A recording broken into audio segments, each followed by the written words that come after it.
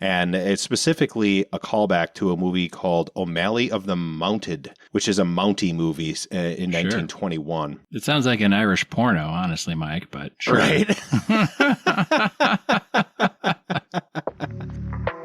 Welcome to Nice Ashes. Join hosts Mike and Nate for cigars and culture. Let's go beyond the smoke. What are we smoking today, Mike? We are smoking the Montecristo Classic Series Toro. Nice. It looks nice. Yeah, it is going to be nice. It is hot today. So hot. I cannot tell you how hot it is. It is Very that hot. It's so hot that it is cooler in my sunny ass Four Season porch than it is outside, and it's hot in here. It is hot in my garage, or as BDP likes to call it, my secret underground bunker. Yeah, didn't he make some mention? Yeah, he made some bunker joke about it. Yeah, he made a bunker joke about yours, and he saw my glass, and he was like, "Oh my god!" Yes. Well, I'm gonna light this thing up. It looks like a Connecticut wrapper or something. It's a lighter wrapper. It is. It smells and tastes like honey. The cap, to me, tasted like honey. It's got a real light, sweet smell. It is something. I don't know if it's honey, though, but it's something. It's got some spice, Mike. I'm pairing mine with a Head Flyer Brewing. It was all a dream, juicy, DDH Hazy IPA. Nice. I have mine with what was formerly ice water. It is already water. That's how hot it is in my room. Yes. And then Crown Royal with real Angostura bitters. First time on the show that I've had the actual real deal here. So Nice. You must have learned from our last Montecristo we did. Yes, I did. Need that palate cleanser for sure. I figure if I need a palate cleanser, I'll just lick the sweat off of my arm. Nice. So I think today is technically my episode, but it's really more like our episode. Well, we're doing a joint episode. Before we get into the topic, Mike, I did order one of those outdoor thermometers, like the speed dial ones, right? That I'm going to hang in the garage here so I know how hot it is. My recording conditions, so I can complain to the union. Nice. Yes, it's a joint episode, and we're talking about the 7-hour cut of Dick Shark by Beelzebub, right, Mike? Well, we will eventually. We will eventually. Wasn't he a fun guest to have on last week? Oh, awesome. Bill was great. Thank you again, so Bill. much fun. Yeah, thanks, Bill. What are we doing? What are we doing today? Another something that's depraved or on the cusp of what is acceptable socially? No, that's our next episode about Ted Cruz. This is going to be about Dudley Do-Right. Dudley Do-Right. Not the 1999 film directed by Hugh Wilson, is it? I believe it is. With Brendan Fraser and Sarah Jessica Parker. Yes. And surprisingly enough, Sarah Jessica Parker does not play Dudley Do-Right's horse in this film. You stole my joke. I was going to say, it's the only movie with 2 talking horses in it. Hey, both jokes are good. You know what? Let us know in the comments which joke you liked better. So yes, it's sorry. There's so much smoke off of these things. I don't know how to prepare myself for this. There's an awful lot of smoke, and with the heat and everything, it kind of lingers in the air, so I'm not getting the oxygen I need. Yeah, and you don't have the benefit of creating a cross breeze either, so. No, I'm doing what I can. I got a couple fans going in here now. I got a big box fan and then the overhead fan for sure, the bathroom fan that sucks all the smoke out. And I've got to rearrange some outlet things so I can get the window fan going too. But I was walking around the home improvement store and I saw one of those wall-mounted AC units. And I was surprised to see that they're only about $100. So I think that's in my future, is a little AC unit for the studio out here. I use a swamp cooler. Okay. And it works pretty good. Not as efficient or as effective as an AC unit, but sure. Cheaper to run. Yes. Might have to whip up one of those too. We'll see how it goes. But so Mike had this idea because he recently watched this, and I don't know if I've ever seen it before, but I watched it as well. I took gratuitous notes. I've got, I think, let's see, 1, 2, 3, 4, 5. I've got 5 like half sentences written about the film. So nothing like a vampisode, right? Yeah. Yeah. We haven't done one of those in, I don't know, 2 weeks. Yeah, 2 weeks. We'll call it 2 weeks. So we did more prep work than we've ever done for one of our episodes, I believe, because before we hit record, Mike and I were like, okay, he put together an outline, I put together an outline. And so we're going to do part 1 and 2 of Nate's outline, go to one of Mike's parts, and then back to my parts, and then his parts. So we've got it all figured out in our head. Are we going to remember as we go through this? Probably not, but we're going to give it our best shot. Probably not. And that is so true, by the way, listeners. We literally will make notes and then not consult each other's notes. Yes. Well, part of the reason why we do that is time, and we're old and stubborn. But the main reason, in my mind, is that when you listen to a podcast like ours, what I would want is some spontaneity. I don't want everything fully scripted. Like, you can get fully scripted things with AI super easy. You can go and type something in right now and get a fully scripted thing, complete with jokes and other stuff. But, you can't get Mike and Nate outside of where Mike and Nate do their things. So I'd rather have the Mike and Nate show and not a fully scripted show, if that makes sense. It'll catch on eventually, at least with 11 people. Well, it's already caught on, but I feel like we're just going back to the beginning. Like, we're coming full circle as a species. So anyway, improv theater and now Nice Ashes podcast. We've come full circle. We're back. So part 1, we're going to go through the origins of Dudley Do-Right. And after my second part, we're going to flip over to some of what Mike has prepared, which is where most of what I wrote down will come into play too. So who is Dudley Do-Right? I don't know if anyone listening grew up with Dudley Do-Right cartoon show. I may have seen an episode or 2 of it. But Dudley Do-Right was created as a parody of early adventure serial heroes. So we were talking about spoof movies 2 episodes ago, and particularly stories involving the Royal Canadian Mounted Police. I don't know why I did that other than my daughter likes to make horse noises, so you get it too, listener. Oh, I thought it was Sarah Jessica Parker coming to visit us. Yeah, I mean, if we have her on, we'll have to put subtitles on or something. Horse to English. All right. The character of Dudley Do-Right first appeared in 1961 as a recurring segment on the Rocky and Bullwinkle show, created by Jay Ward and written by members of the Jay Ward production team. The animated shorts centered around Dudley Do-Right, who's a Canadian Mountie who's extremely honorable and polite, dedicated to protecting others, and frequently unsuccessful because of his own mistakes. Nell Fenwick, who was Dudley's romantic interest and daughter of Inspector Fenwick. And then Snidely Whiplash, Dudley's enemy, and he's a parody of the traditional melodramatic villain. He's known for his oversized mustache, cape, and exaggerated schemes. So a brief plot overview of the 1999 film, which is a live action, starring Brendan Fraser, as we said. Sarah Jessica Parker. Who else? Eric Idle is in there, and some other people. Yeah, who played Snidely Whiplash? Oh yeah, Snidely Whiplash was played by Alfred Molina. And then Inspector Fenwick was played by Robert Prosky. He was familiar. He looked familiar. Both of those guys. All the actors in the movie are. If you've seen 90s movies, you've seen these actors before. And Eric Idle, of course, is famous from Monty Python. So I thought his character was the best, but we'll get into that later.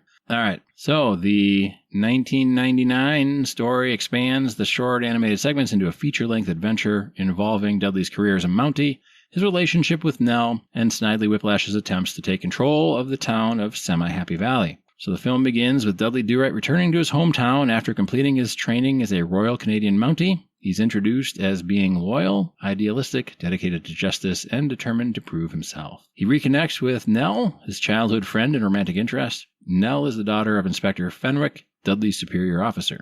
At the same time, Snidely Whiplash arrives in town and begins developing a plan to gain wealth and influence. Snidely discovers that Semi-Happy Valley contains valuable resources and begins manipulating events to gain control of the area. His plan involves acquiring control of local land and resources, using deception to gain financial power, and removing Dudley as an obstacle. Dudley attempts to stop Snidely, but repeatedly fails due to misunderstandings and accidental mistakes. As a result, Dudley's reputation suffers, his position with the Mounties is threatened, and his relationship with Nell becomes strained. And that's classic formula for a film. You have your hero character. At the end of Act 2, everything looks pretty bleak. And then in the third act, after losing his position with the Mounties, Dudley still wants to find another way to stop Snidely. And the final portion of the film focuses on Dudley attempting to expose Snidely's plans, a confrontation between Dudley and Snidely, and Dudley proving his commitment to justice. And the film ends with the restoration of Dudley's reputation, his position with the Mounties, and his relationship with Nell. And that's a high-level, pretty spoiler-free overview of the film, wouldn't you say, Mike? I would say that's very spoiler-free. If you have not seen it, which if you are our age and you haven't, please do. It's from 1999, so if you were an adultish, then you will enjoy it, undoubtedly. But spoilers are going forward. Yes. Over to you, Mike. All right. So I've seen this movie before, and we watched it again because it just came to me in a wild hair. My wife wanted to watch something, and she insisted that I think of something, and usually she chooses. So I chose this, and the reason I chose it is my uncle was a big fan of this movie, and when I was a kid, I didn't get it. I was too young. A kid being, 14 or 15. When I saw this in theater, so I had to have been 14, but or whatever I was. It went over my head a little bit, but now that I am an adult, I appreciate it. So the reason why I like it is because of the references in it. It's a very short film. Do you have the feature length on your sheet? I do have it. I think it was 77 minutes. Yeah, 77 minutes. And that's the short beginning even of it. By, go ahead. I was just going to say that's short even by 1990s comedy standards, which were usually around 80 to 90 minutes. Right. And the beginning, 5 to 10 minutes, is a cartoon that has pretty much nothing to do with the rest of the movie.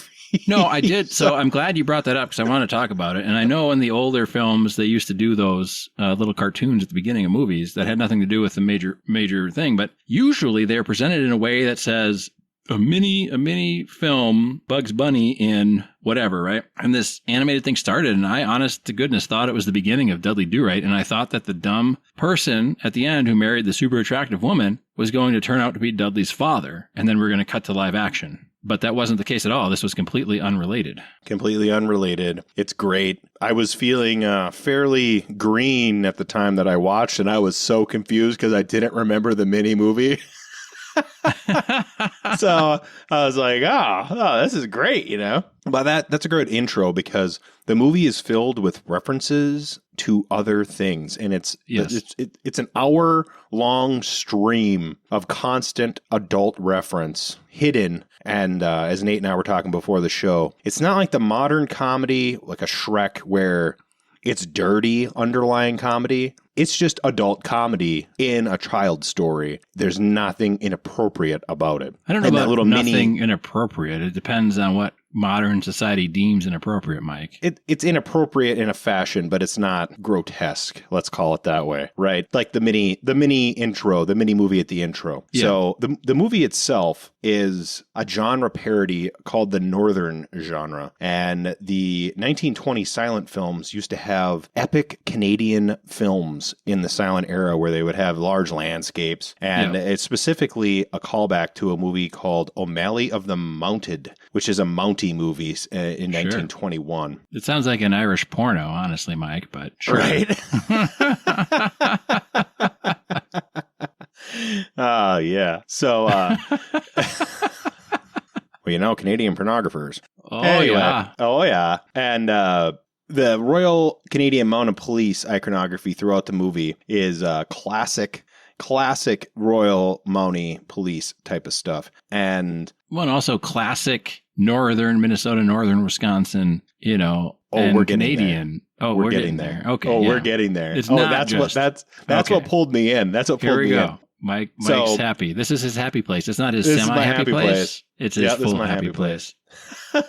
Of course, it's, as Nate mentioned, it is a spin-off of the Rocky and Bullwinkle show, something that I watched as a child. Did you watch this, Rocky and Bullwinkle, as a child? Yeah, I did. I liked watching Rocky and Bullwinkle, and I don't really remember the Dudley Do-Right shorts interspersed throughout there, though I'm sure I've seen them, right? Right. I remember clearly watching it, only because Saturday morning cartoons and all that sort of thing. But it is of course, a subject in that show. And we're going to go here to some more specifics. We have the Indian love call duet, which is a song in the show that continues forever, it feels like. But apparently, this duet is a copycat from the 1936 Monte musical Rose-Marie between Nelson Eddy and Jeanette MacDonald. And apparently, it is a classic Hollywood operetta that movie buffs appreciate, apparently. Snidely Whiplash himself, as Nate has mentioned, has a mustache, a black cape, a black hat, and the big nose. He's the stereotypical bad guy that was very popular in Western-style movies. Yep. Very, very iconographic. And there's even a joke in the movie about Snidely, once he runs the town, no longer wearing black, he's wearing dark blue. Yeah, like, dark blue. Because he's like getting progressively nicer because he has to run the town. So he has to be a little more political or a little more compromising. He can't be full out mean. So now he's wearing like navy blue. Right. Which is perfect. There's also a little bit of backlog with Nell because she's like an international deep state NGOer. And then she's returning to her hometown to like marry Dudley because she's regretted her life of rape and murder, more or less. Yes. Like, is that, am I lying? That is what she's doing, right? That's what she said. Not You're exactly. You're not wrong, but, Donnie. You're not wrong. She's insinuated that she regrets her life of rape and murder doing international stuff. So now she's moving back to marry the good guy, finally, right? Yep. And then Snidely, of course, being the evil guy that she is on the inside, tries to woo her. Always good stuff. Yeah. Well, they started with that scene of them as kids, and Snidely basically force kisses Nell. Right. Yeah. Which, Nell, I guess, kind of seemed to like, but then liked Dudley's kiss better or something. I don't know. It's weird. I have problems with Nell, but we'll get to that later. Good. I'm glad that we'll get back to Nell. In the movie, and I've lived within a very short distance of the Canadian border most of my life, though I have a kind of an understanding of Canadian politics that a lot of Americans don't. Not that I understand as much as a Canadian does, of course, but there are a lot of references to the absurdity of the Canadian government and how they operate and the clunkiness of their system, which I appreciate, especially in a kids movie where they're not going to really understand the procedural fumbling that goes on. Yep. Throughout the movie by the government, which I really appreciated. And then apparently it's an Easter egg, the Prime Minister's identity. It's revealed that Kim Darling's wife is Canada's Prime Minister. Yep. And this is apparently a callback to the first female Prime Minister of Canada. Okay. Apparently. I did not know that because Kim Campbell was Canada's first Prime Minister. So Kim, kind of a little nod there. And then this is what really drew me in. Yeah, Semi-Happy Valley, which is the small town Canadian setting, has a quaint, stereotypical resource-based northern mining and sawmill type economy. And for somebody who didn't grow up in the northern areas, it probably doesn't occur to you, but when I watched it, I saw all the shit that I grew up with. The tourists, the mines, the logging, like all the little cultural references to the guys and the actions and the forest. I loved it. I loved it. I did grow up in a small northern town, but we never had any tourists because the city board, the city government, actively worked to keep tourists away, so they didn't allow anybody to build anything along the highway. So there were no tourists. We had none of that. We had all of the pitfalls of a small northern town, and we had no entertainment because we had no tourists. So it was just us. Yeah, no tourist girls. No, there were no tourist girls. There were no tourist people with like cars that weren't pieces of shit. I mean, there was nothing. So, it's like I can appreciate the small town stuff, but I don't know that anybody can appreciate the small town stuff when you're in a small town with absolutely nothing going on. And the city government trying to actively keep other people away. Oh, man, I know. I appreciated the small town, and then I appreciated the changes that Snidely. So wasn't there in like the a Ben story, Franklin in there? Because Or maybe I was watching another movie as I saw Ben Franklin. I was like, man, I haven't seen one of those forever. And that was like the store in my town. Yep. Oh, yeah. No, it had all the old stores that existed in those days that no longer exist. Yeah, things change, right? But it was perfect. And the little changes, because in the story, Snidely causes a fake gold rush by... Did he buy a mine or did he rent a mine or he did something and he planted gold? I thought he got the gold shipped in. And then he put it in his shotgun and shot it around the countryside. I don't understand. I mean, I don't really understand how it was supposed to work. He must have spent more than he ever could have possibly got. But no, because he created a gold rush, and then the boom town, and he owned all the stores. So he made all the money selling all the pickaxes to all the miners and renting all the rooms, and that's the idea. And I, of course, grew up, I spent my 20s in boom towns, so I appreciated the boom town mentality that they had. Well, I think there's even a line in there where it might have even been Eric Idle, the prospector, who ends up being the husband of the prime minister. But I think somebody said, like, that mine's been dried up for years. And then, like, Snidely was going around and shooting gold into the hills. And there's a ridiculous subplot of Dudley stumbling upon him shooting gold into the hills. And then Snidely was like, oh, it's vampires. And then there was... 20 or 30 minutes of awkward, like Brendan Fraser being afraid of vampires, I guess. Right. Yeah. Snidely Whiplash looks kind of like a vampire. So, of course. Yeah. Of course. It was good. I didn't catch this, but I thought it was really good. So, the Kumquat tribe, which are the Native American tribe. Well, they're New York Indians. Yeah, they're a dinner theater. Per the story. They're New York Indians running a dinner theater. Yeah. But it is lifted wholesale, damn near, from the 1964 sitcom F Troop, whose tribe, the Hekowee tribe, also ran a dinner theater. So it's a spoof off of a classic TV show from the era of the original Rocky and Bullwinkle show. Yeah. So I didn't catch that. I'm not quite old enough to have known that. No, I didn't catch that either. I thought it was hilarious, though. Oh, I thought it was great. My wife did not think it was as funny as I did. I can see that. I wish I wish there was more of the interaction with the tribe. I really do. Oh, I wish that they were there a little more aggressively fighting Snidely Whiplash at the end there. They could have made a couple more cameos, but yes. It was all good fun anyway. Apparently, they had a scene called the Corn Festival, which was the dinner theater, and apparently their literal show they showed was a copycat of a Las Vegas show that was popular at the time. Sure. So it was like a reference within a reference. That's what I mean by... it's basically just like Spaceballs, except you understood these references. Yes. The difference is that because it was closer to my era and because of where I grew up, I understood the references, so I appreciated it more. Yes. That is correct. Are we going to talk about the New York Indians more or a little bit later? Oh, a little bit later. But if you want to talk about the New York Indians, we should please do. Nah, let's do it a little later. Let's do it where it fits. Sounds good. We already talked about the gold rush, but apparently this gold rush that they had elements of the Klondike gold rush hidden into it with the boomtown and some of the stores and all that sort of stuff. It's a parody of the Klondike gold rush in Canada. So the renaming of the town, so it was Semi-Happy Valley, and then they renamed the town to Whiplash City. Yep. And this is apparently historically accurate for boomtowns back in the day. Like they would like these magnates, these motel magnates would literally just take over the town and then name it after themselves, which is why you go to the western states and you have all these towns with exactly the same name.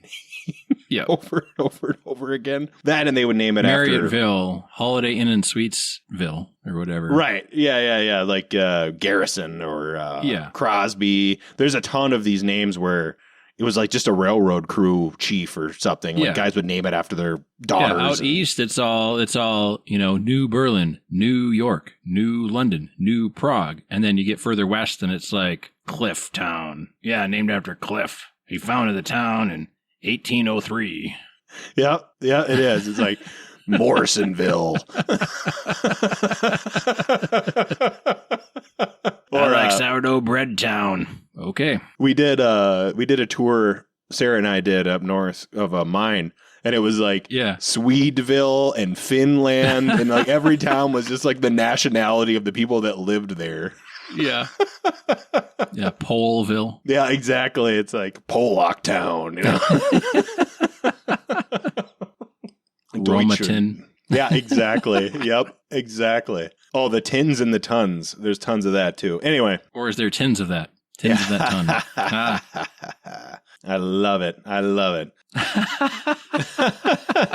Hey, if they can devote 5 minutes of Brendan Fraser wearing a moose head, we can make a few jokes of our own. Right. Oh, yeah. I mean, for such a short movie, some of the gags are a little long. You would think it could be a little tighter. It could be. It Which could have is been a crazy lot for a tighter, movie. which is weird because it's 77 minutes long. It's barely over an hour. But when he's stepping on the planks and they're hitting him in the face, all I was thinking of was Christmas Vacation when he's up in the attic. I'm like, that's infinitely better filmed and slapstick stuff. But Right. I noticed it. A lot of people may not have, but there was a ton of film in the movie where, Dudley went to go see the government. And apparently a ton of scenes were filmed in both Montreal and Quebec City. So nice little pop. There's cultural references to Regis Philbin and Kathy Lee. Yeah, I remember that. Yeah.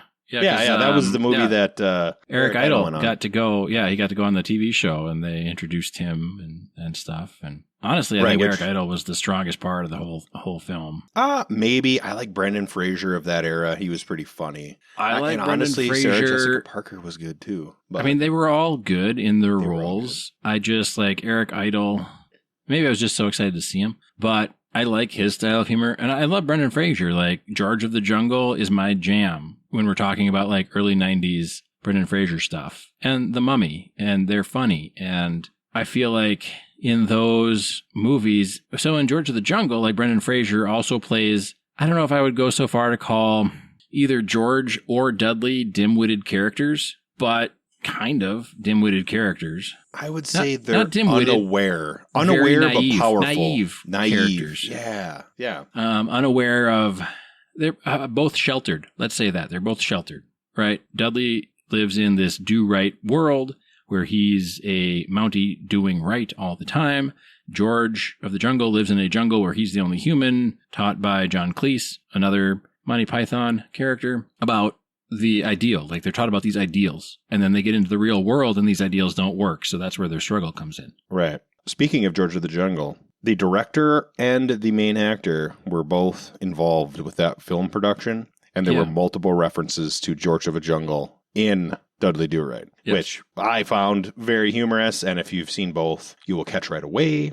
However, for those of you who haven't watched it, you might not quite notice it. And then, of course, the last reference that I'm going to mention is the film itself constantly trying to say that it is occurring in modern times. And then, of course, all of the stuff is not modern. It's either anachronistic then, or it is set exactly in 1999. Or even before. Like I say, it's like everything is from 1999 or before, and a lot of it is old shit that didn't even exist then. Yep. So it was anachronistic even at the time, which... to be funny. Yeah, it was quite funny for those of us who grew up in the northern part of North America. So, But that runs the end of my cultural references specifically for Dudley Do-Right. Sure. Should we talk a little bit about some of the stuff that they talked about in the film that might have been a little controversial, and then we can go into how it compares to the original, and then you've got an interesting comparison coming up.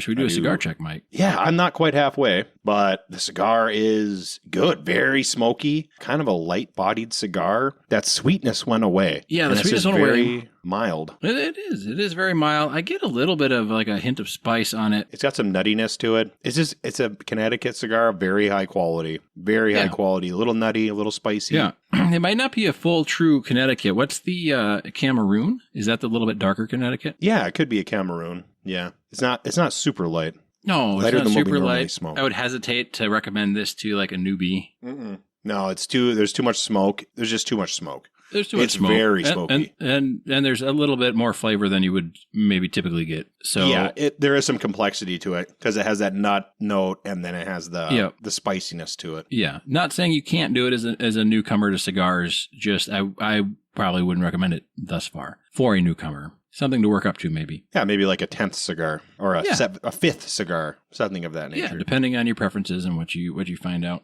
So yeah, the New York Indians. I think since we talked about this with Spaceballs and Druidia, I think these New York Indians would be right at home with a Druish princess because that's what they all were. Yeah, yes, that is correct. They were of the Mel Brooks variety of Native American. I was looking for Big Nose Kate, and I could not find her. Yeah. Oh, yeah. Yeah. I wrote down some dialogue. This made me laugh. It probably made your wife cringe, but it made me laugh. When Nell was trying to communicate with the Native American, the New York Indians, right? They're asked like how she was doing, and she was like, "Me do well." And the chief goes, "Good for you, sugar." Because they're all New York Indians, so they're New York Jews. Right. Yeah. Nell pretending that the Native Americans couldn't speak English. Yeah. Well, she did. So it was funny because they made her do what most older Westerns made the Native Americans do, which is talk in that broken English without the thes or the a's and stuff. And they made her talk that way. And then, the chief is like, "Yeah, good for you, sugar." Yeah, it was great. Yeah. And then another one I picked up on was the Canadian customs agent, when all of the prospectors were coming in, said something like, "Yuppie, wetbacks." Yep. That was great. And they drove through the customs like a stampede. Yeah. And there was a really good stunt in the film. And I don't know if you noticed it, Mike. I don't know if I noticed it either, Nate. All right. It was where the horse, I don't know if the horse like fell down with the rider on it or whatever, but the horse gets up from a ground position where the rider stays on it all the way from the ground up. I did not notice. And I thought, wow, that was some good horsemanship. They hired a real stunt man or a woman, stunt person. Stunt person, yes. So those were kind of what I noticed. As far as like the references, I wanted to point out the stunt too. Just it was in my notes right here. So comparing the film to the original cartoon, some differences. One was animated and one was live action. So there you go. If you weren't aware, we're making you aware now. The animated series was short episodes. The repeated comedic structure, exaggerated characters, and adventure serial parody. Each story was basically Snidely creating a scheme, Nell being endangered, Dudley attempting a rescue, and Dudley arriving too late or accidentally causing complications. What the film did to kind of change it up was they did some expanded character backgrounds, like Nell's work, for example, Dudley's childhood, his relationship with Nell, some of his career struggles. There was a much bigger central villain plot, some economic conflict looped in, and a redemption storyline. I don't know that the redemption storyline was present in the animated films or the animated shorts. And there are some longer character arcs where Dudley develops beyond the original short form joke, and Snidely receives additional motivation, and Nell has a much more prominent role. She's no longer just the damsel in distress. She actually has some agency and choice in this film. Yeah, Nell's like a real evil superpower Epstein-classer in this film. But repentant. That is correct. I mean, who wouldn't be with 1999 Brendan Fraser? Am I right? I know enough. You know me. I know you know me. All right. Now, Mike was mentioning he had a very interesting comparison he wanted to make. I do. It occurred to me when I was watching the movie, and regular listeners will know that I am a big fan of the Barbie movie. A big fan. Wait, the voice of the matriarchy isn't coming back, is she? She is not. She is not coming back for this review. Thank goodness, right? Thank goodness.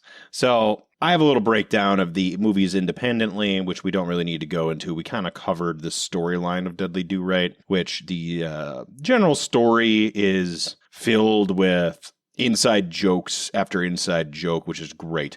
But we're going to do a direct comparative analysis. Here we go. Because they are so similar in how they operate.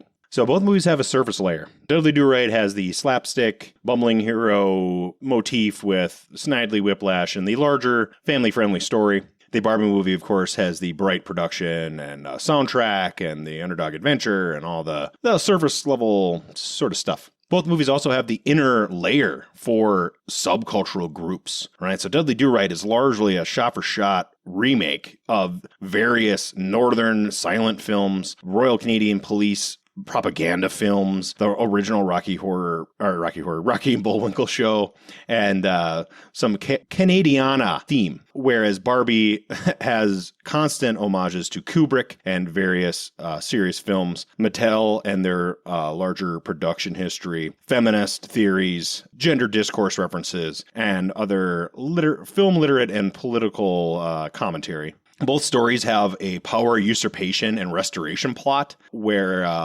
Dudley Do-Right is, of course, Snidely manufactures a crisis, takes over the town, and then Dudley takes it back, whereas Ken discovers that he's an oppressed minority, starts a coup, and then the powers at be retake Barbie Land over again. Both movies invert rather than destroy the institutions, right? So Yep. the town continues to function as a town under Snidely. Its offices and buildings persist under new ownership. The same as when the Kens take over Barbie Land. Barbie Land continues to function. Dojo or whatever it was, right? Yeah, the Dojo Mojo Casa House, I believe, or some version of that. But the power structure is inverted where, the Kens were previously all homeless. Now the Barbies they weren't homeless. They lived on subservient. beach. Their job was beach. They slept on the beach. They weren't homeless. They just slept on the beach. Everybody wants to sleep on the beach. What does Ken do? He beaches. Mm-hmm. He's Knuff. Mm-hmm. He's Knuff. Both movies frame the films as in a self-aware way, right? Both movies are aware of what they are doing, and they're making fun of itself throughout the film, which is really good. Yeah. I enjoy it. They both also have a built-in critical distance from the subject matter. So Dudley Do-Right mocks Monte heroism and melodrama conventions while still delivering a sincere version of that story at the same time. While being incredibly melodramatic. Yeah, while being incredibly melodramatic. Like, it's making fun of itself while it's doing the thing, which is great. And then, of course, the Barbie movie is explicitly criticizing our society and Mattel and gender roles, while also being a story about how those gender roles are very dominant in Barbie Land.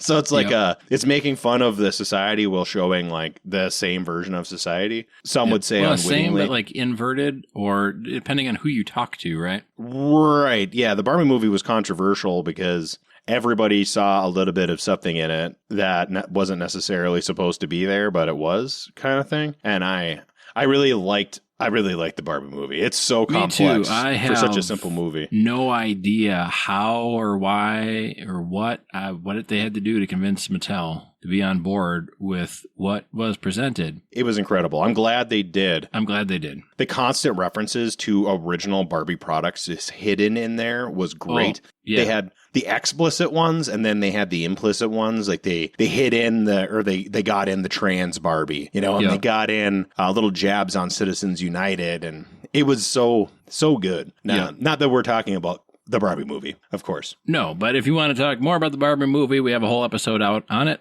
So go check that out too if you're not up to speed. Or go watch the movie too. You can watch Dudley Do-Right and then watch Barbie. It's a double feature night. I recommend it to anybody. Both movies, really. And then, of course, both the movies have an ending that resolves the plot, but it doesn't resolve the primary issues shown. So in Dudley Do-Right, the hero is reinstated and the villain is arrested, but it never resolves all the families that lost their homes or the town's complete economic destruction or any of the but Eric Idle was okay at the end, so that's all that matters, Mike. Yeah, right? Eric Idle was fine. Like, the spouse he left of the his politician vacation. was okay, and that's all that matters, Mike, right? That's all that matters. Yep, and Dudley's fine because he's with an Epsteiner, and that's really cool. And then, of course, Snidely goes to jail, which he's not like he was convicted. He was just in jail temporarily. Yeah. Right? And then in the Barbie movie, the Kens are prevented from total power, but then in the end of the movie,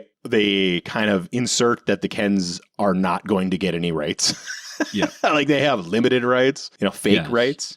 So it's like they were placated much how maybe other groups or classes are placated today and in the past. Right. It's pretty on the nose with it's like, oh yeah, well, we didn't give you what you wanted, but we gave you just enough to shut up for now, And that's both of them. It's like, oh yeah, it's fine for now. This is going to happen again. That sort of thing. Kind of like life. It's a theme. Anyway.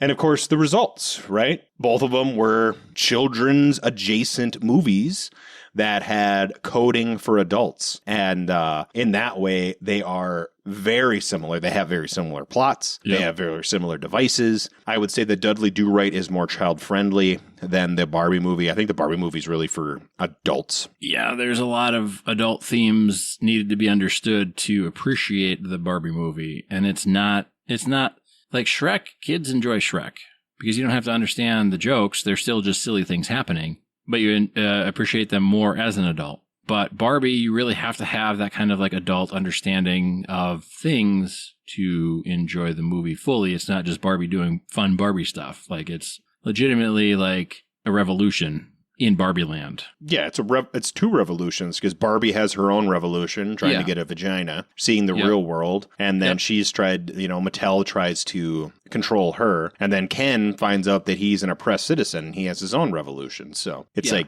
it's a complex. It's more complex than you would think it is. Well, honestly, it's more complex than Oppenheimer. I'll tell you that much. I never watched it. I had no interest in that movie, weirdly enough. Sure. No, I really, really liked the subplot because the Dudley Do-Right movie is perfectly acceptable for all children, but then there's a real nasty subplot underneath. Like, it's real dark. Yeah. A real dark subplot that you don't catch until you're an adult and understand what the fuck's going on, Yeah. Which I appreciated the second time or third time or whichever, this time around at least. Yes. So most previous viewing. the most recent viewing, I enjoyed it quite a lot. So, and that is the end of my direct comparison because they're not the same movie, but they got a lot in common. They got a lot in common. Similar structures. I mean, it's the classic movie structure, which, we talked a little bit about classic movie structures with Bill's Bub, how he doesn't really appreciate them. But a lot of the great movies have them, and you have to understand the classic movie structure if you're going to subvert the classic movie structure. You have to understand being in your face and on the nose in order to be subtle, right? Like, you have to understand more things to put out something nuanced, put out something subversive, to put out something against the grain. You have to know more. You can't just do it, which I appreciate. Yeah. My next portion here is the box office performance of Dudley Do-Right. It was released on August 27th, 1999. So that's fitting because we're in August now. Holy cow. Cannot believe that. It cost about $70 million to make this film, and that's $1999. None of this stuff is adjusted for inflation, as far as I know. Domestically, it took in $9 million against $70 million. Worldwide, it made $10 million. So we're talking it made $19 million, not even $20 million back, off of a $70 million budget. It didn't even bring in a third of what it cost to make, Mike. Which is crazy because I remember watching it in theater, and I knew adults that watched it in theater. It was pretty popular in my area. Yeah, but of course your area is not California or New York. No, it is targeting my area. So of course we watched it, but yes, it'd be like a Red Green movie that cost $70 million. Pretty much. It had some competition, too, when it came out. It opened during a period where it had some other major family-oriented releases, including Tarzan, Toy Story 2, and Stuart Little. That's a tough release. That's a tough ticket for a family-oriented movie, isn't it? Oh, man. Yeah, I saw Toy Story in theater. I didn't see Tarzan or the other one. Yeah, Stuart Little. Theater. But, I mean, Stuart Little, yeah, that was, all have held up. Oh, yeah. Those are major films. Like, everybody has seen those. Not everybody's seen Dudley Do-Right, but everybody's seen those other ones. And I don't know I can't remember what the studio was for this one, but you've got Disney's Tarzan, you've got Pixar's Toy Story 2. This was before Pixar was owned by Disney. And then you've got Stuart Little, which is also an adaptation film, right? Because it's a book series, I believe. Yeah, Stuart Little's a book series. And that's some stiff competition. I mean, those are great films. They're great films. Dudley Do-Right, I wouldn't say it's not the same type of film. I wouldn't really say not. It's worse. I wouldn't say it's worse. I mean, it's just not in the same classification, right? It's not the same. It's not the same. It's different. It's different times, different stuff. It's a lot closer to Austin Powers than it is to Toy Story, I would say. It really is, yeah. It's a lot closer to Spaceballs than it is to Stuart Little or Tarzan. Yeah, absolutely. Right? Absolutely. It's I don't know. I think perhaps, though, that Dudley Do-Right maybe is held up better than Spaceballs. If you're going just on themes and references and things that happen, right? You've got Nell, who's done things, comes back, feels guilty. You don't really have that in Spaceballs. Like, Dudley Do-Right feels more timeless in its message, but it wasn't well received, and it opened against those films. And Spaceballs is going to be timeless regardless because of what it was parodying. You know, Star Wars will live forever, regardless of which films you do or don't like, or you like them all. It really doesn't matter. Star Wars is a huge name. Everybody knows about Star Wars, even if nobody's seen it, or even if everybody hasn't seen it. So Spaceballs will live forever. It's got some great one-liners, some great gags. But I think in the grand scope of relatability throughout the ages, like the Dudley Do-Right message has been going on probably since like the medieval class structure episode we did, right? Like since back then, the same stuff has been going on. Oh, I mean, it's been going on since the Canaanites. That too. It's a timeless story. I've lived some of the themes in that story myself, right? Like the boomtown, returning home after a long voyage. The Odyssey. Yeah, the Odyssey. Yeah, exactly. Like these themes are eternal. Yeah. And you only appreciate them fully as you get older, I think. So it's like a children's movie, but it's really not. Yeah, it's a children's movie set against the backdrop of the unrelenting horrors of life, I guess. And it really is the horrors of life, because you have the evil guy and his minions, and they I wonder why it didn't do well at the box office, Mike. Right. Weird. Yeah. This movie is about the unrelenting horrors of our society. Please go buy a ticket. So it's interesting times. Let's see what else. There were some other there was some other cartoon adaptation history stuff. So some other of these late 1990s and early 2000 live action adaptations of animated properties and so Stuart Little was a book adaptation, so it wasn't an animated adaptation. But some other adaptations were the Flintstones, Inspector Gadget, Scooby-Doo, and Garfield. And I can attest, I've seen all those movies, and they are not as good as Dudley Do-Right. Yes. Not nearly as good. I'm guessing the Flintstones was more economically successful. And Scooby-Doo certainly was. Oh, I'm sure. I know Scooby-Doo was well received by fans. I've seen all those films as well. I feel like Flintstones was good, but I'd have to rewatch it. Scooby-Doo, I mean, that was a big treasure trove for meme sites. So that one, of course, was popular. I'm not saying they were bad, but no. Dudley Do-Right. I'm in the target audience, so I'm biased. Yeah, I mean, I can appreciate Dudley Do-Right. I wasn't super excited about the whole thing, but talking about it makes me appreciate it a little more. But still, there was just something that was a little bit off for me throughout the whole film, and I don't know if it was because they were trying to do all of this stuff and, you know, be kind of faithful to the comedy and stuff of the animated shorts. And if it just didn't like gel as good as it could have. Well, if I'm honest, the slapstick in it was the worst part. It really was. I mean, it really was. If there wouldn't have been the slapstick, I think it would have been a much better film all around. Less. They could have used less slapstick, small slapstick, more big, obnoxious sort of slapstick. Because they had the snidely whiplash, put somebody on the railroad tracks, which is a classic Rocky and Bullwinkle thing. Oh, yeah. And you have to do all that sort of stuff. And that's great. I mean, that's classic stuff that you remember if you grew up watching that cartoon. And I wish they would have done more things like the Canadian lovers duet thing. I loved that throughout the film. That was a great returning gag that they did. I agree. It was a great callback. By the third time, I was like, oh yeah, now I'm into it. Yep. And, the whole like stepping on planks and whacking himself in the head, the moose head thing. I'm like, this is like, oh, I mean, okay, like, sure, you've set up some really good stuff, and then we're doing this, and it's not matching, like the intensity or the commitment to the bit isn't matching the commitment to the other bits. And I don't really know what it was.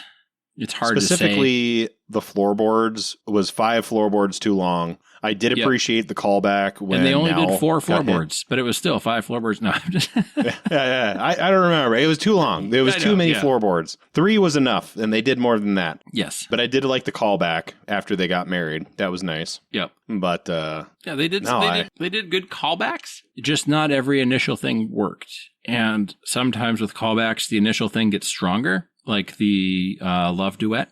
And sometimes it really doesn't improve the original. So, and him falling off the desk all the time, a little too much. It was a little too much. I mean, I feel like the problem with making Dudley as inept as he was in the cartoon is for somebody to carry a movie, they either have to be all the time inept and have things work out for them, like Mr. Bean, or they have to be competent but unlucky. Right? Right.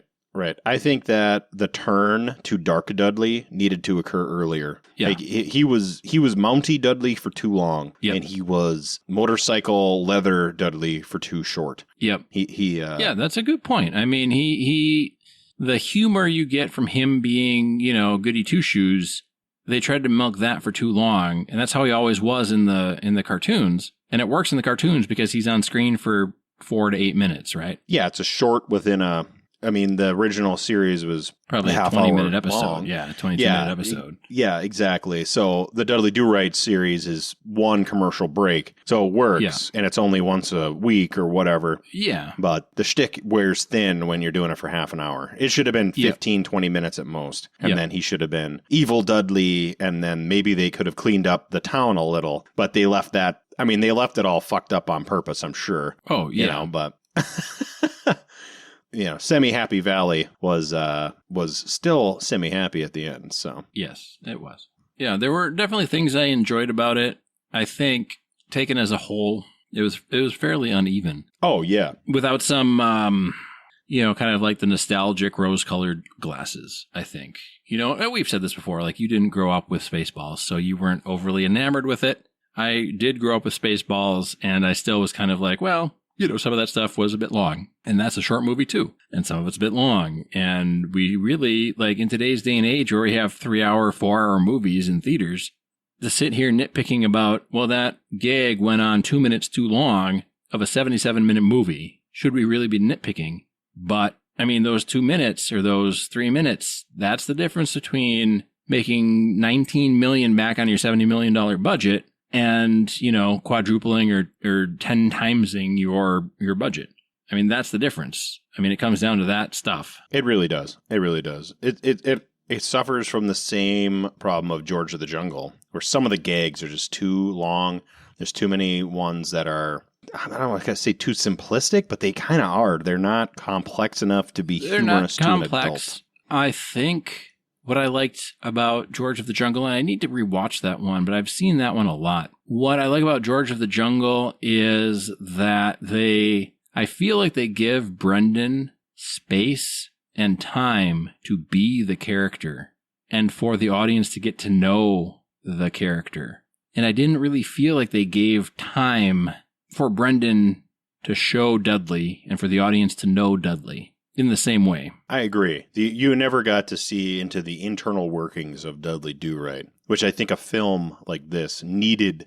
They needed to have that more clear, right? Because you kind of got a good idea of Snidely Whiplash. You got a pretty good idea of Nell. You didn't get a good idea of what Dudley was all about. He was just kind of there as window dressing. He was sitting at his desk and falling off his desk and getting hit by floorboards and wearing a moose head. And you had scenes where Snidely was monologuing and doing Snidely things, and you were getting kind of a peek into his inner psyche.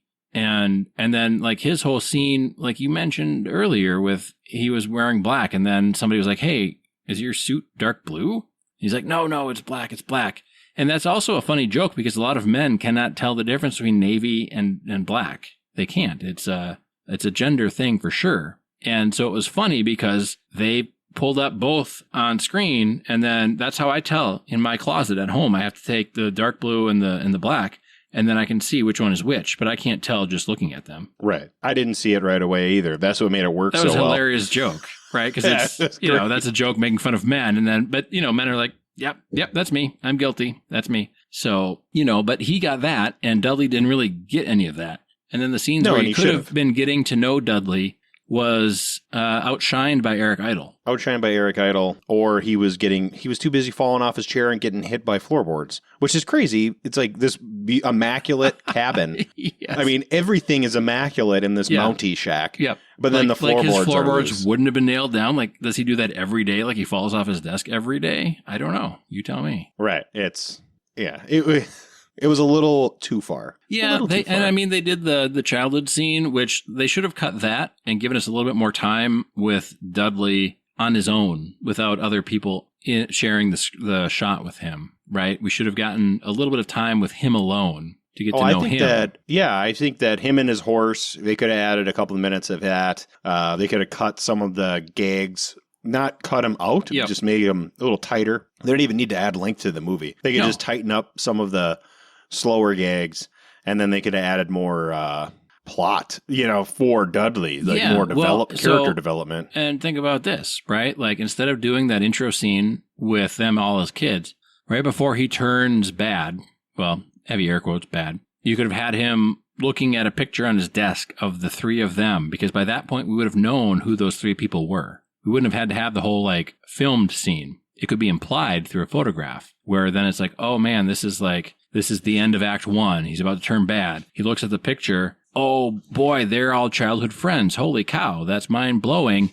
Now he's bad, and let's rock and roll. I mean, that's a much better kind of character development instead of telling to show us. We don't need to see the childhood interactions. And they needed to show, well, this is my opinion, but regular Dudley needed to be shown doing more badass stuff, because you don't go from being the guy who falls off his desk and hits himself in the head with floorboards because he's too lazy to do his own maintenance in his house, to being like a motorcycle jumping, a power saw wielding maniac rebel guy. Like, you got to have a little bit more development before that point. But I also watched the cartoon show, so I think that they just assumed that the people who were watching it had already seen the cartoon show, and you had all this backstory about Dudley Do-Right and his deeds. Sure. Yeah. I mean, which is not how you run a movie.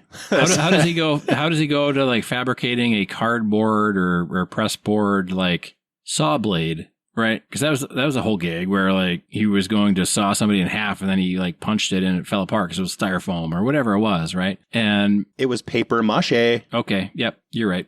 When you're right, and you're always right. Okay, okay, barf. So but how do you go about that? I mean, I think that gag might have worked better if they would have shown that it was paper mache to begin with. He's spending hours in his shack building a paper mache thing, right? You could show us that. You wouldn't have to show us what he's building, but he's got the paper and the paste, right? And he's putting it on something. We don't see what it is. And then, cut to him threatening to saw somebody in half. And then, okay, that's the paper mache thing he was doing. That's a better reveal than you could even do a mad scientist badassery, right? Yeah, you could do a mad scientist reference or something to it. He's a madman who's using the power of technology to his side or something. Yep. Or like I say, he should have been doing more timber sports. How do you go? Like I said, how do you go to jumping motorcycles and running power saws and making sculptures? Yeah, he should have done one of those the log rolling contests or the log climbing contest things they do, right? He could be participating in that. Yep. And they could have had Brendan Fraser at a power sports event where they had the axe guys, and you could have Brendan Fraser in Saskatchewan or wherever the fuck he was, right? Yep, exactly. They had that shit going on then. They've always had it going on. You know? It's been going on since Paul Bunyan, right? Or whatever. Oh, right. Yeah, they could have had Brendan Fraser climbing a pole, to chop the top off or something. Yeah.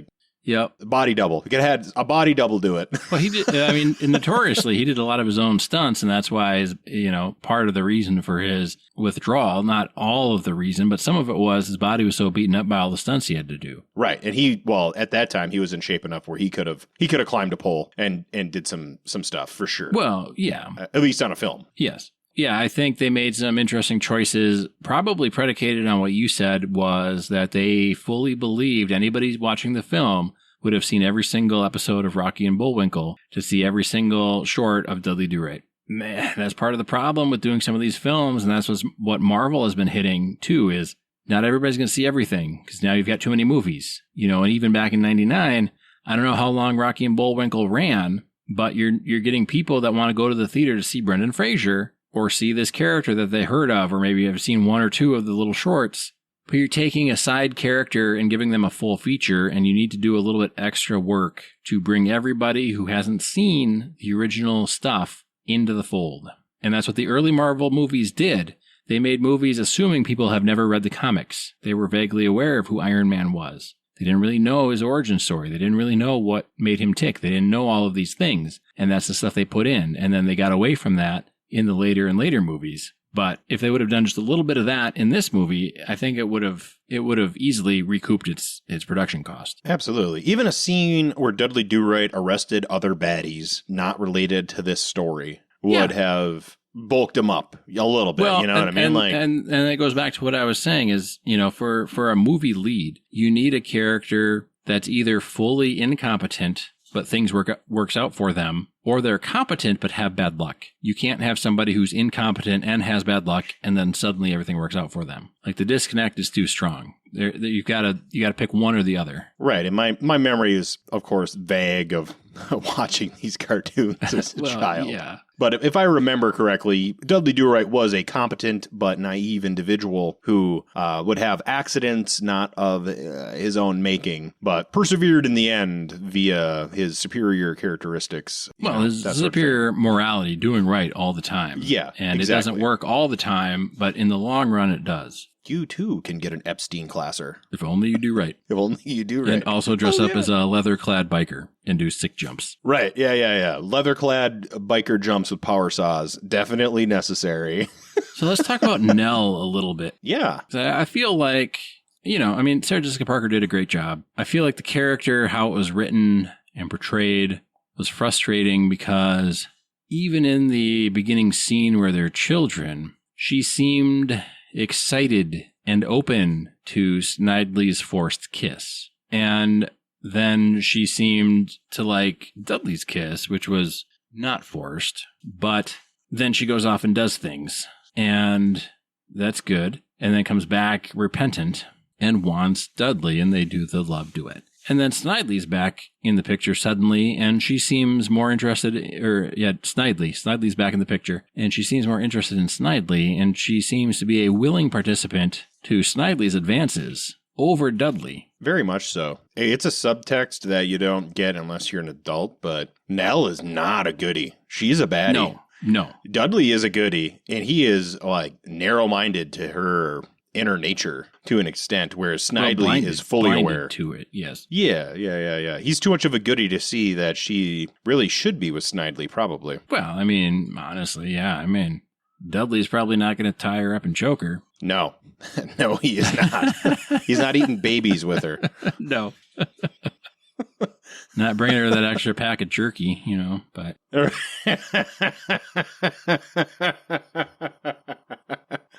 There's no grape soda and cheese pizza at Dudley's house. Nope, just loose floorboards. His uniform is pressed immaculately.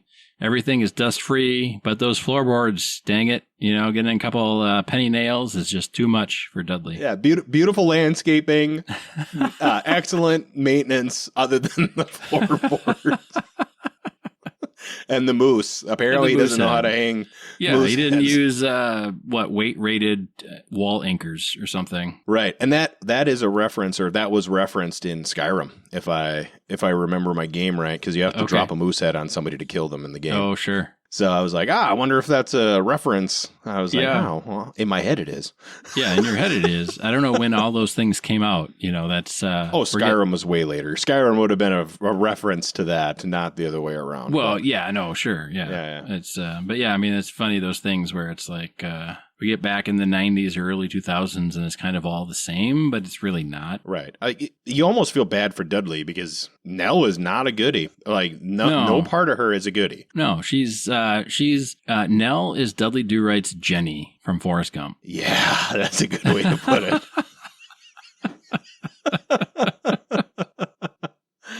That is a good way to put it.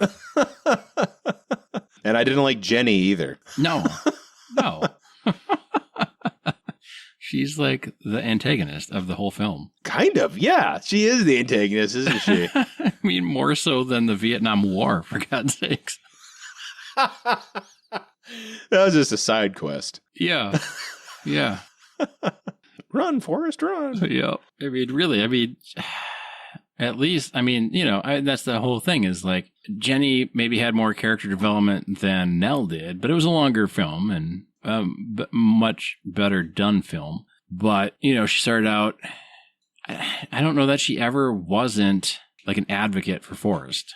I mean, she abandoned him for long stretches, but she always defended him. And, Nell was just kind of any way the wind blows kind of thing, but not really to that level of being naive. Like, she knew where the wind blew and where it was coming from. And, Oh, when it was clear that Snidely was in charge of the town, she was all in on the Snidely show. Oh, yeah. And Dudley had to, bad himself up to win her back. So he had to degrade himself to win her favor. If you think about it, and I didn't think about it until just now, that's a subversion of, even Grease, right? Those older 1960s films, 1970s films where the sweet and charming girl has to put on makeup or do her hair or wear something provocative to win the interest of the main movie guy. And this is what now Dudley has to do to win her. So it's flipping that script. It is. Which is power. Good. I mean, there's a lot of I mean, there's a lot of good ideas here. I just think the execution was lacking in a lot of it. I agree. Because it is really not a perfect film. It's kind of a countercultural film if you think about it, because it's taking all of these stereotypes and things and kind of flipping them on their head, much in the same way the Barbie movie did. Only I think it kind of struggled in pulling it off because it also wanted to be the slapstick funny cartoon thing for kids. Yeah, it didn't quite do the balancing as well as it should have. I think it's better than it is only because it appeals to me directly. I'm part of the part of the target audience. Well, you were listed in the credits as a special thanks to Mike for watching this several times. Thank you for those of the northern tier. Yes. For watching this slop. Yep. I appreciated it for what it was. I as I say, I didn't enjoy it as much when I was a child, but now I understand why a lot of my adult relatives really liked it a lot. Sure, yeah. I'm older now, and I get it. Yeah. It's one where you don't want to take it too seriously, even though it has serious topics in it. But again, you kind of have to, you don't want to take it too seriously, but you almost want to focus more on the serious messages that it has than you do kind of like the entertaining stuff. Well, yeah, a lot of the entertaining stuff isn't that entertaining. It really isn't.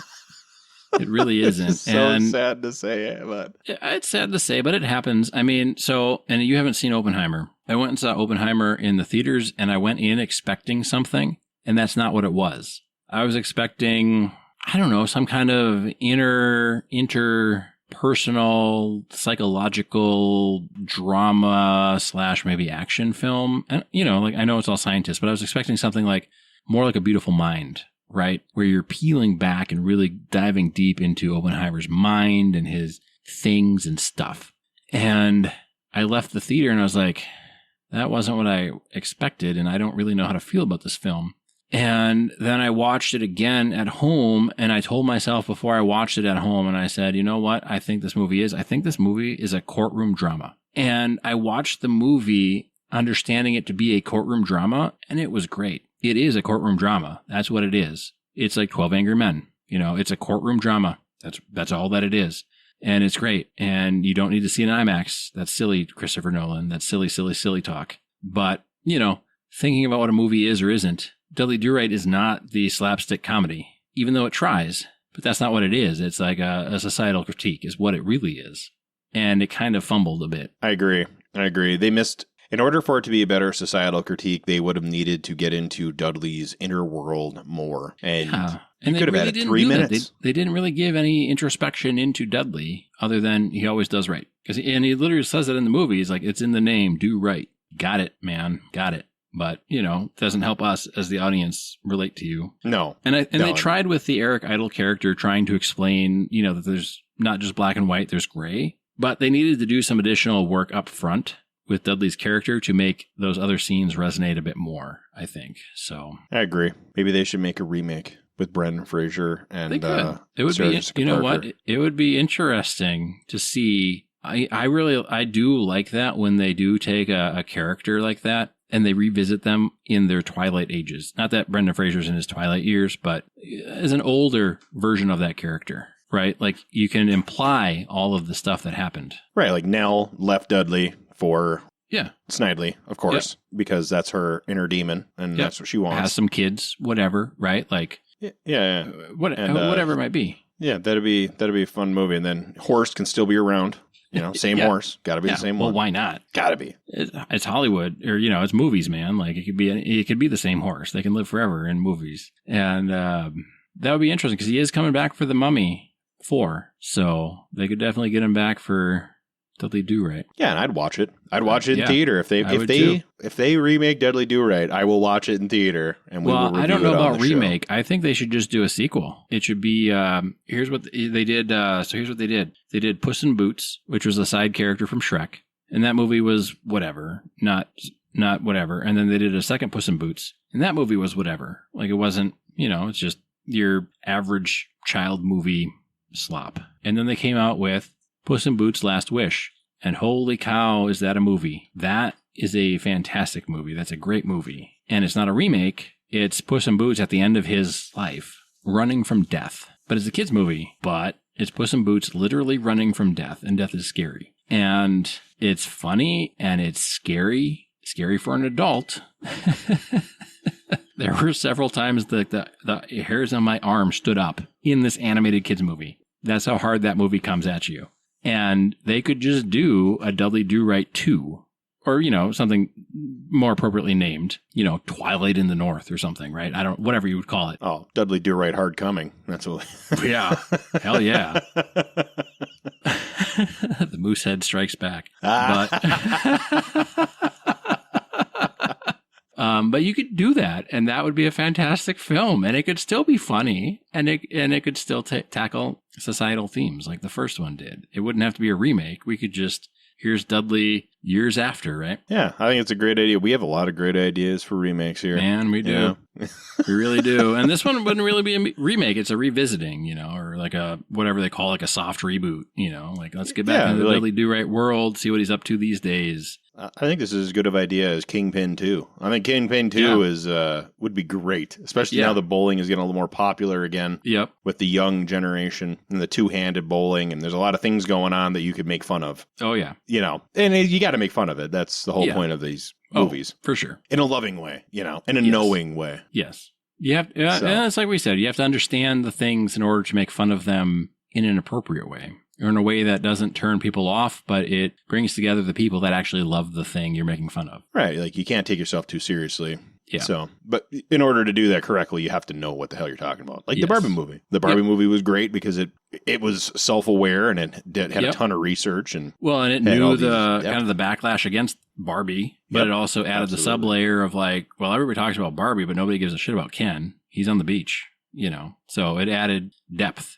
Layers. Oh, it was so that part. Well, I know we're talking about Dudley Do-Right, but the Ken story was so it was so perfect that if you were watching it and you didn't want to pay attention to the Ken story, you could ignore it. You could. It was subtle enough that it was like, oh yeah, Ken's the bad guy because he took over Barbie's house, and you could leave it at that and be okay with the movie. But if you really like looked into the Ken story, you're like, all right, I see what's going on here. I see what you're saying. Yeah, all these Kens are sleeping on benches on the beach. Yep. Oh, it's great. And I think, like I say, Dudley Do-Right's not perfect. I don't know if I would give it above a 6 out of 10, but I really enjoyed it. I really enjoyed it myself. Yeah. There are good aspects. I gave it a 4 out of 10 just because of how uneven it was, and I didn't have the childhood like nostalgia of it. And again, like my hometown didn't have tourists, so I don't know what the hell you're talking about. My life was boring, and which is fine. Like I'm not complaining necessarily. Just I didn't have the same connection with it that Mike had, and I think there are a lot of good things in the film. I think it was a little too uneven for me, and I think I gave Spaceballs like a 6 out of 10. Mostly just because I understood a lot more of the references. Not understood a lot more of the references, but, it's Mel Brooks. He knows what he's doing.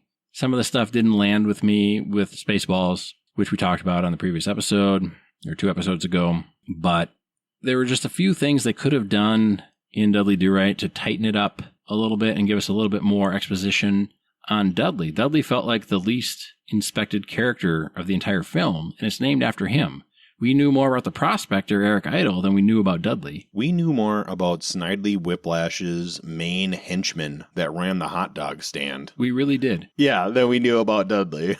Yeah. And I think that's a big miss for a film. But there are definitely good things in there. I think the New York Indians were great, and I would have loved to see more of them. Oh, the gag about who's stupid enough to think they can be a brain surgeon, and they all raise their hand. Yeah, they do. It's like give the most important job to the least competent one, and then give the one job that is lowly but important to visitors. Give that to the main guy. Like the smart guy, have him interact with everybody. Yep. I thought that was great. Oh, yeah. But like I say, it was targeted to me. I appreciate it for what it is. Yep. If you have young kids and you want to have a fun movie that you can understand and they might not, but still be appropriate for children, I think it's a good one. Now, I wouldn't necessarily buy it. I would watch it for free somewhere. But yeah. And I watched it it was free on Amazon, so it's out there if you want to see it. I think it's even on Tubi maybe. So I mean, you can find it out there for free. Not bad. Not overly great. If you like the Rocky and Bullwinkle era stuff, then it's good. There's some mentions or callbacks to that kind of, evil henchman stuff. So, and there are some the henchmen are great. The henchmen are great. Really are. They're running around doing all their henching. They're incompetent henching. Yep.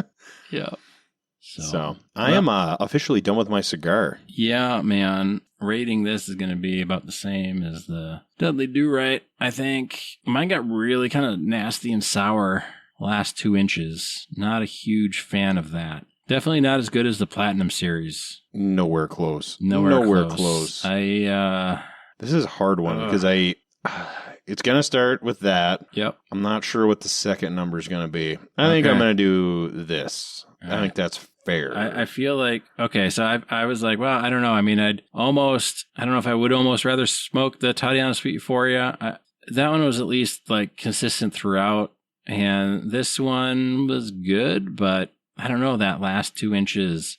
So I've given this one a 2, and Mike's given this a 2.25. Yeah, I thought the first half was pretty good. It was decent. I'd say the first half probably like 3.5. The second half more like a 1.75. I didn't get the crazy sourness, but I slowed down at the end because I could taste a little bitterness, and I just slowed it down. I slowed down too, but I didn't do it fast enough, and I don't know. I mean, considering the price of a Montecristo versus a Tatiana, I mean, just because that's what we smoked last episode. And the Platinum and the Classic are probably the same price point, and I can see spending the money for the Platinum series. I can't see it for this one. I just can't. So I'll be honest with you. I cannot see spending the money on this cigar. I do not think it's good enough to smoke again, especially not at $13 a stick, which I know these are going to be $13-$15, maybe even more at your local cigar shop. Well, $13-$15 if you're lucky.